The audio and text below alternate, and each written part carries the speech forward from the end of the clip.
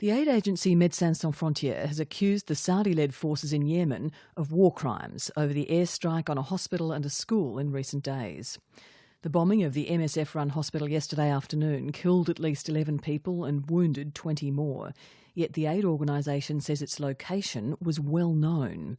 Saudi-led forces resumed their airstrikes in Yemen early last week after peace talks broke down, as Anne Barker reports. Footage from the scene shows the devastation of the bombing. Much of the hospital was destroyed. Bodies and human remains were strewn outside. One resident expressed horror at the attack. What did they find at the hospital other than the sick, wounded and injured? There's nothing here except patients, medical staff and doctors. MSF says the hospital was full at the time, with 23 patients in the surgery ward, 25 in maternity, 13 newborn babies and 12 patients in paediatrics. Many of the wounded couldn't be evacuated for fear of another attack. Warplanes were still flying overhead. MSF's Executive Director in Australia, Paul McPhun, says it's unacceptable for a hospital to be targeted. We're outraged and horrified, that so recently, after the adoption of a new Security Council resolution, where the world essentially has unanimously said, hospitals cannot be bombed and targeted, that we continue to have hospitals bombed and targeted. We take incredible steps and measures to make sure that all of our facilities are identified, they're well known, GPS coordinates are shared with all parties to the conflict, including the coalition, the Saudi-led coalition.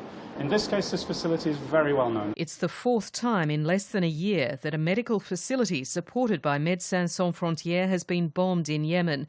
And only days ago, MSF accused Saudi-led forces of bombing a school in another rebel-held province, killing 10 children and wounding 28 others. It's imperative that we respect the basic rules of warfare. This is what this comes down to. If you're going to wage war, you have to do it proportionally.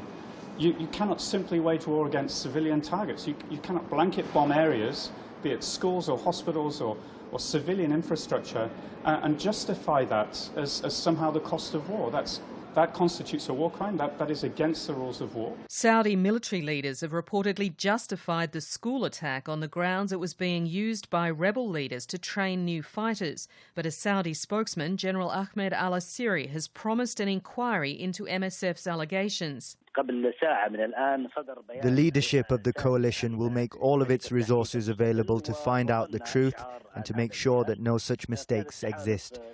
If mistakes have taken place, we will take all measures recommended by the investigation team, as we have done before. Saudi-led forces have carried out hundreds of airstrikes in Yemen in the past week, since peace talks collapsed 9 days ago. At least 60 civilians have been killed in the past week, adding to the more than 3,000 casualties since the Saudis entered the war early last year. A United Nations spokesman, Farhan Haq, has urged the warring sides to return to negotiations. The Secretary-General reiterates that there is no military solution to the crisis in Yemen. He calls upon the parties to renew without delay and in good faith their engagement with his special envoy for Yemen in pursuit of a negotiated solution. Children have paid a particularly high toll in Yemen's war. The UN says they make up about 1/3 of civilians killed. And Amnesty International's Ahmed Alawi says as the war drags on, more and more children are being killed by unexploded ordnance. Despite our awareness initiatives, there is still ignorance on this issue, and also from the families. They don't tell their children to stay away from these things. There has been senseless losses from similar explosives before, when children were injured and directly hit with the shrapnel from the explosion. There are some explosives which are meant to remain preserved and are ready to explode at a slight touch, and they can blow up or burn them. That's Ahmed Alawi from Amnesty International, ending that report from Anne Barker. And that's all from the World Today team for this Tuesday.